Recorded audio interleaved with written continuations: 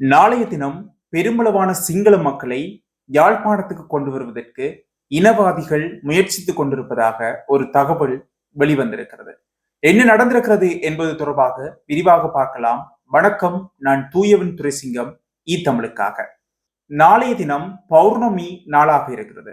பௌர்ணமி நாள் என்பது பௌத்தர்களினுடைய வழிபாட்டு முறையில் மிகவும் முக்கியமான நாள். அந்த நாளில் அனைவரும் தங்களினுடைய வழிபாட்டு தலங்களுக்கு செல்வது வழமை, அங்கு தங்களது கடமைகளை நிறைவேற்றுவது வழமை. அப்படி யாழ்ப்பாணம் தையிட்டியில் அமைக்கப்பட்டிருக்கின்ற சட்டவிரோத விகாரைக்கு நாளைய தினம் பல இனவாதம் பேசுகின்ற அரசியல்வாதிகளினுடைய தூண்டுதலுக்கு இணங்க பல மக்களை பேருந்துகளில் இந்த தையிட்டி விகாரைக்கு கொண்டு வருவதற்கு நடவடிக்கை எடுக்கப்பட்டுள்ளதாக தெரிய வருகின்றது. உண்மையில் தையிட்டியில் இருக்கின்ற விகாரை சட்டவிரோதமாக அமைக்கப்பட்டிருக்கிறது. அங்கு விகாரை இருக்கின்ற இடத்தில் மக்களினுடைய காணி இருக்கிறது. அந்த மக்கள் ஏமாற்றப்பட்டிருக்கின்றார்கள். இது தொடர்பாக அரசாங்கம் பேசுவதற்கு தயங்கி கொண்டிருக்கிறது. அரசாங்கம் வடக்கில் பேசினால் தெற்கில் அடிவிழும், தெற்கில் ஆதரவு கொடுத்தால் வடக்கில் அடிவிழும். என்ன செய்வது என்று தெரியாமல் என்பிபி அரசாங்கம் முழுசிக் கொண்டிருக்கிறது. இவ்வாறு இருக்கின்ற போது தெற்கில் இருக்கின்ற இனவாத அரசியல்வாதிகளினுடைய தூண்டுதலுக்கு அமைவாக நாளைய தினம் பாரிய மக்கள் கூட்டத்தை தையிட்டிக்கு அழைத்து வருவதற்கு நடவடிக்கை எடுக்கப்பட்டுள்ளதாக ரகசிய செய்திகள் தெரிவிக்கின்றன. ஆகவே தமிழ் மக்களையும் நில இருப்பினையும் எங்களது மண்ணையும் பாதுகாக்கும் முகமாக அந்த இடத்திற்கு வருகை தருமாறு சட்டவிரோத தையிட்டி விகாரையினுடைய ஆர்ப்பாட்ட குழு அழைப்பு விடுத்திருக்கின்றது. அந்த குழுவின் சார்பாக அரசியல்வாதிகளாக அந்த இடத்தில் நின்று குரல் கொடுத்து கொண்டிருக்கின்ற முன்னாள் பாராளுமன்ற உறுப்பினரும் தமிழ் தேசிய மக்கள் முன்னணியினுடைய செயலாளருமாகிய செல்வராசா கஜேந்திரன் அவர்கள் ஊடகங்களுக்கு வழங்கிய செய்தியை இப்போது நீங்கள் பார்க்க முடியும். அனைவருக்கும் வணக்கம். தையிட்டியிலே தமிழ் மக்களுடைய பூர்வீக காணிகளை சட்டவிரோதமாக ஆக்கிரமித்து அங்கே ஒரு சட்டவிரோதமான ஒரு விகாரை அமைக்கப்பட்டிருப்பது எல்லோருக்கும் தெரியும். அந்த சட்டவிரோத கட்டுமானம் அகற்றப்பட்டு அந்த காணிகள் உரிமையாளர்களிடம் ஒப்படைக்கப்பட வேண்டும் என்பது அந்த காணி உரிமையாளர்களுடையதும் அரசியல் தரப்புகளதும் சிவில் தரப்புகளதும் கோரிக்கையாக இருக்கின்றது. அதனை வலியுறுத்தி கடந்த 23ஆம் ஆண்டு மே மாதத்தில் இருந்து தொடர்ச்சியான போராட்டம் நடைபெற்றுக் கொண்டிருக்கின்றது. இந்த நிலையிலே வருகின்ற 10ஆம் தேதி செவ்வாய்க்கிழமை பொசனை முன்னிட்டு அந்த போராட்டம் அங்கே நடைபெற இருக்கின்றது. அது ஒரு அங்கே வரக்கூடிய பெரும்பான்மையின சிங்கள மக்களுக்கு உண்மையிலே இங்கே என்ன நடைபெறுகிறது என்பது தெரியாது. இனவாதிகள் தென்பகுதியிலே சொல்லுகின்ற பொய்க்கதைகளை அந்த மக்கள் நம்பி இங்கே வந்து கொண்டிருக்கிறார்கள். அவர்களுக்கு அந்த உண்மைகளை எடுத்து வைக்க வேண்டும். இது ஒரு சட்டவிரோதமாக கட்டப்பட்ட கட்டிடம் என்பதனையும் அந்த சட்டவிரோத கட்டிடம் அகற்றப்பட வேண்டும் என்பதனையும் இவ்வாறு தமிழர்களுடைய காணிகள் அபகரிக்கப்பட்டு இந்த விகாரைகள் அமைக்கப்படுவதனால் தமிழ் மக்களுக்கு வீணான அச்சங்களும் வெறுப்பும் வளர்க்கப்படுகிறது. ஆகவே சிங்கள மக்கள் இவ்வாறான இந்த சட்டவிரோதமான செயல்பாடுகளுக்கு துணை போகக்கூடாது. சிங்கள மக்களும் எங்களுக்கு ஒத்துழைத்து இந்த இனவாதிகளுக்கு அழுத்தங்களை கொடுத்து தமிழ் மக்களுடைய இந்த காணிகளை விடுவிப்பதற்கும் இந்த சட்டவிரோத கட்டுமானங்களை அகற்றுவதற்கும் சிங்கள மக்களுடைய ஒத்துழைப்பை பெற்றுக்கொள்ள வேண்டிய ஒரு தேவையும் எங்களுக்கு இருக்கிறது.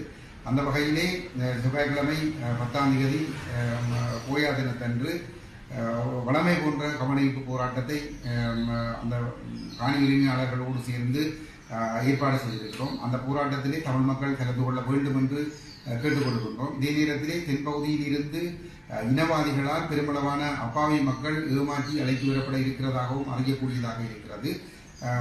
அவர்கள் என்ன நோக்கத்திற்காக அழைத்து வருகிறார்கள் என்பது எங்களுக்கு தெரியவில்லை. இருந்தாலும் நாங்கள் அமைதியான முறையிலே வளமை போன்று நீதிமன்ற கட்டளைகளுக்கு மதிப்பளித்து இந்த போராட்டத்திலே போராட்டத்தை நாங்கள் முன்னெடுக்க வேண்டும். இந்த போராட்டத்திற்கு அனைத்து தமிழ் மக்களுடையதும் ஆதரவை நாங்கள் இதிலே கோரி நிற்கின்றோம். நிச்சயமாக இந்த தொடர் போராட்டங்களின் ஊடாக சர்வதேச சமூகத்தினுடைய ஆதரவோடு இந்த காணிகளை நாங்கள் முன்னெடுத்துக் கொள்ளக்கூடிய ஒரு வாய்ப்பு இருக்கின்றது. ஆகவே மக்கள் நம்பிக்கையோடு இந்த போராட்டங்களிலே கலந்து கொள்ள வேண்டும் என்று கேட்டுக்கொள்கிறோம். சரியா? அன்பான ஈழத்தில் இருக்கின்ற எனது உறவுகளே, யாழ் மண்ணில் இருப்பீர்களாக இருந்தால் அல்லது உங்களுக்கு வேறு மண்ணிலிருந்து அங்கு செல்ல முடியுமாக இருந்தால் நிச்சயமாக நீங்கள் அங்கு செல்லுங்கள். அது எங்கள் மண்ணின் இருப்பையும் மண்ணின் ஸ்திரத்தன்மையையும் பேணுவதற்கு உறுதுணையாக அமையும். இன்றைய தினம் குறித்த ஆர்ப்பாட்டத்திற்கு எதிராக போலீசாரினால் மல்லாகம் நீதிமன்றத்தில் தடை உத்தரவு பெறப்பட்டு அது குறித்த நபர்களுக்கு வாசிக்கப்பட்டிருக்கிறது. குறிப்பாக தமிழ் தேசிய மக்கள் முன்னணியினுடைய முக்கிய உறுப்பினர்களுக்கும் தமிழரசு கட்சியினுடைய முக்கிய உறுப்பினர்களுக்கும் இந்த ஆர்ப்பாட்டத்தில் கலந்து கொள்வதற்கு தடை விதிக்கப்படுவதாக இந்த அறிக்கையில் குறிப்பிடப்பட்டிருக்கிறது. அதனையும் இப்போது நீங்கள் பார்வையிட முடியும்.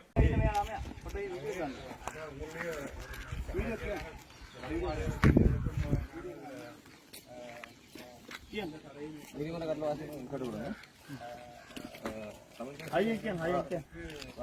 மல்லாகம் வழக்கிழக்கு மேயர் 1930-25 வழக்கில் தமிழ் தேசிய மக்கள் முன்னணி நாடாளுமன்ற உறுப்பினர் கஜேந்திரகுமார் காங்கேசன் பொன்னம்பலம் மற்றது தமிழ் தேசிய மக்கள் முன்னணியின் முன்னாள் பாராளுமன்ற உறுப்பினர் செல்வராசா கஜேந்திரன் வழக்கறிஞர் நடராஜன் காண்டிபன் வழக்கறிஞர் கனகரத்னம் சுபாஷ் சிவஞானம் ஸ்ரீதரன் பத்மநாதன் சார்ஜன் சுகுமாரி வாசு சுதாகரன் பொன் குணரத்னம் நாகேந்திரன் கோகுமார் சவுந்தரநாயகம் ராஜினி வேலன் சுவாமி ஆரோக்கியநாதன் தீபன் கிரீசர் ஜெகதீஸ்வரன் சர்ப்பணதேவி நிரஞ்சன் கலைவாணி மதியரசன் கிருஷாந்தி கிரிஜரன் கிருபா சதாசிவம் சுதாகரன் துளசிகரன் கலைவாணி ரஞ்சன் நடிசன் ரஞ்சன் சுதர்ஷன் ஜெயக்குமார் ரஜினிகாந்த் கட்டளை வந்து பலாலி போலீஸ் பிரிவு உட்பட J250 தையிட்டி கிராம சேவையாளர் பிரிவில் உள்ள விஸ்வமகாராம பௌத்த விகாரில் மேற்படி பெயர் குறிப்பிட்ட நபர்களினாலோ ஆர்ப்பாட்டத்தில் பங்கு மற்றும் ஆர்ப்பாட்டக்காரர்களினாலோ வழிபாட்டு இடத்திலோ அல்லது பிரதான நுழைவாயிலோ அல்லது வீதியிலோ வழிபாட்டுக்கு வரும் மக்களுக்கோ விகாரில் நடைபெறும் உற்சவத்திற்கோ விகாரின் உடைமைகளுக்கு எந்தவித இடையூறு மற்றும் சேதங்களை ஏற்படுத்தக்கூடாது எனவும் 2025 6 மாதம் 9, 2025 6 மாதம் 10, 2025 6 மாதம் 11 ஆகிய தினங்களில் சட்டவிரோத ஆர்ப்பாட்டமோ அல்லது சட்டவிரோத ஊர்வலமோ அல்லது சட்டவிரோத கூட்டமோ எந்த விதத்திலும் தடை செய்யக்கூடாது எனவும் மன்றினால் குற்றவியல் நடைமுறை சட்டக்கோவை பிரிவு 106 3ஆம் வகுப்பின் கீழ் ஐயன் மேற்கொண்ட சாப்பாவும் திரும்பவாசிகள் கட்டளை பலாலி போலீஸ் பிரிவுக்கு உட்பட்ட J250 தையிட்டி கிராம சேவையாளர் பிரிவில் உள்ள விஸ்வமகாராம பௌத்த விகாரில் மேற்படி பெயர் குறிப்பிடப்பட்ட நபர்களினாலோ ஆர்ப்பாட்டத்தில் அதேபோன்று இன்றைய தினம் குறித்த தையிட்டி சட்டவிரோத விகாரை அமைந்துள்ள இடத்தில் தமிழ் தேசிய மக்கள் முன்னணியினுடைய செயலாளர் முன்னாள் பாராளுமன்ற உறுப்பினர் செல்வராசா கஜேந்திரன் அவர்கள் சிங்கள ஊடகங்களுக்கு தமிழ் மொழி மூலம் தனது ஊடக பகிர்வுகளை மேற்கொண்டிருந்தார். அதனை சட்டத்தரணி நடராஜா காண்டிபன் அவர்கள் சிங்கள மொழியில் மொழிபெயர்த்திருந்தார். குறித்த காணொளியை இப்போது நீங்கள் பார்க்க முடியும். பாராளுமன்ற உறுப்பினர் யாழ்ப்பாணம் மாவட்டத்திலே தெல்லிப்பளை பிரதேச செயலாளர் பிரிவில் KKS கோவிலே கையெட்டி கிராமத்திலே தனியாருக்கு சொந்தமான 150 பரப்பு காணிகள் ஸ்ரீலங்கா இராணுவத்தினரால் சட்டவிரோதமாக கையகப்படுத்தப்பட்டு சட்டவிரோதமான முறையிலே கட்டட அனுமதிகள் எதுவும் பெறப்படாமல் இங்கே ஒரு விகாரை கட்டுமானம் ஒன்று மேற்கொள்ளப்பட்டிருக்கின்றது. இதன் காரணமாக இந்த காணி உரிமையாளர்கள் பாதிக்கப்பட்டிருக்கின்றார்கள். அது மட்டுமல்லாமல் தமிழ் மக்கள் மத்தியிலே ஒரு மிக பெரும் அச்சமும் பதட்டமும் ஏற்பட்டிருக்கின்றது. சட்டம் என்பது ஒருமனி பெரும்பான்மையின சிங்களவர்களுக்கு சிங்கள மக்களுக்கு மாத்திரம்தான சட்டம். தமிழர்களுக்கு இந்த சட்டத்தின் மூலம் பாதுகாப்போ நீதியோ இல்லையா என்கின்ற ஒரு பெரும் கேள்வி எழுந்திருக்கின்றது. இந்த மக்களுடைய கோரிக்கை எல்லாம் இந்த காணியிலே அமைக்கப்பட்டிருக்கிற சட்டவிரோத கட்டிடம் அந்த பிக்கு இந்த காணி விடுவிக்கப்படும் என்ற ஒரு நம்பிக்கையை இந்த மக்களுக்கு கொடுத்து கொண்டு வந்தது. இங்கே கட்டுமானங்கள் எதுவும் நடைபெற்றிருக்கவில்லை. இராணுவத்தோடு அந்த பிக்கு இங்கே தங்கியிருந்த பொழுது இந்த மக்களுக்கு இந்த காணி விடுவிக்கப்படும் என்று சொல்லியிருந்தார். ஆனால் மிக இரகசியமான முறையில் பொதுமக்கள் செல்ல அனுமதிக்கப்படாத நிலையில் இந்த கட்டுமானம் கட்டியிருக்கப்பட்டு சிறப்பு விழா நடைபெற இருந்த நேரத்தில் மக்களுக்கு தெரிய வந்தது இங்கே ஒரு விகாரை கட்டப்பட இருக்கிறது, திறக்கப்பட இருக்கிறது. அந்த இடத்திலே தான் இந்த மக்கள் அதற்கு எதிரான ஒரு போராட்டத்தை தொடங்கினார்கள். அந்த போராட்டத்துக்கு ஒரு ஜனநாயக ரீதியாக நாங்கள் ஆதரவு வழங்கி வருகின்றோம். நாங்கள் இந்த போராட்டமானது சிங்கள மக்களுக்கு எதிரானதல்ல, பௌத்த மக்களுக்கு எதிரானதல்ல, மாறாக ஒரு சட்டவிரோத செயல்பாடுகளுக்கு எதிரானது. யாழ்ப்பாணம் மாவட்டத்திலே யாழ்ப்பாணத்தினுடைய நகரத்தின் மையத்திலே ஆரியகுளம் பகுதியிலே ஒரு விகாரை அமைந்திருக்கிறது. அந்த விகாரைக்கு ஒவ்வொரு மாதமும் பல ஆயிரக்கணக்கான சிங்கள மக்கள் வருகிறார்கள். வருடந்தோறும் நடைபெறுகின்ற விசாக் பொசன் போன்ற நிகழ்வுகளுக்கும் லட்சக்கணக்கான மக்கள் வந்து செல்கிறார்கள். நைனாதீவிலே விகாரை இருக்கிறது, அங்கும் லட்சக்கணக்கான சிங்கள மக்கள் வந்து செல்கின்றார்கள். எந்த ஒரு இடத்திலும் தமிழ் மக்கள் அதற்கு எதிர்ப்பு தெரிவிப்பதில்லை. மாறாக அந்த பகுதியில் இருக்கக்கூடிய மக்கள் அங்கு சென்று அவர்களும் அந்த நிகழ்வுகளை கண்டுகளிக்கின்ற சம்பவங்கள் தான் இருக்கிறது. இது தமிழ் மக்களுக்கும் சிங்கள மக்களுக்கும் இடையிலே ஒரு விதிசலை ஏற்படுத்த வேண்டும் என்கின்ற ஒரு நோக்கத்தோடு இந்த முயற்சி நடந்திருக்கிறது. இந்த சட்டத்தின் ஆட்சி இருக்க போகிறது என்று சொன்னால் தமிழ் மக்களுக்கு இந்த சட்டத்தின் மீது நம்பிக்கை பெற வேண்டும். அதென்று சொன்னால் இந்த சட்டவிரோத கட்டுமானம் அகற்றப்பட்டு காணி உரிமையாளர்களிடம் கையளிக்கப்பட வேண்டும். අනුමතිය අරගෙන නැහැ. එහෙම අනුමතිය නැතුව හදපු මේ ගොඩනැගිල්ල. ඒක හදලා තියෙන්නේ මේ තයිති ප්‍රදේශයේ ඉන්න අහිංසක මේ දෙමළ ජනතාවගේ ඉඩම්වල. ඒ නිසා දැන් මෙතන අපි අවුරුදු 2ක් තිස්සේ කරගෙන එන මේ අරගලය ප්‍රජාතන්ත්‍රවාදීව මේ ඉඩම මේ අහිංසක මිනිසුන්ට ආපහු ලබා දෙන්න කියන පදනම් උඩ විතරයි අපි මේක කරගෙන යන්නේ. මේක සිංහල දකුණේ සිංහල ජනතාවට එරෙහිවවත් නැත්නම් බෞද්ධ ජනතාවට එරෙහිවත් වෙන දෙයක් නෙමෙයි.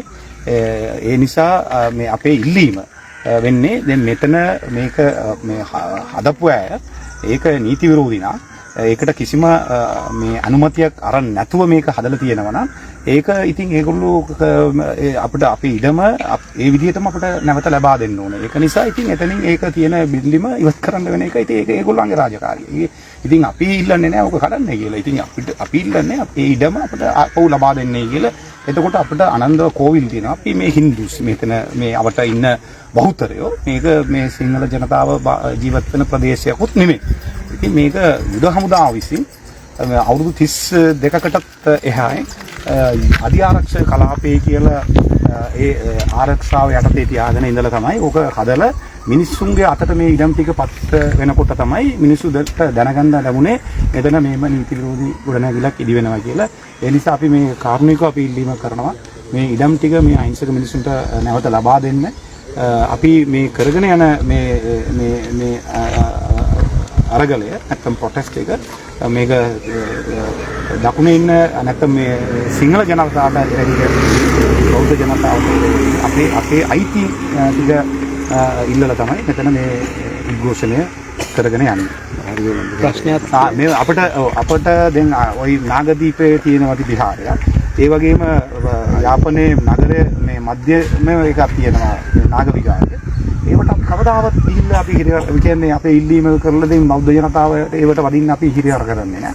කවදාවත් අපි ඒවට යන්න පුළුවන් වාතාවරණයක් අපි හදලා දීලා තියෙනවා. ඒ වගේ පිළිනොච්චි වල හැමතැනම තියෙනවා. මේ මෙතන මේ කන්ද රෝඩේ කියලා තියෙනවා එකක්.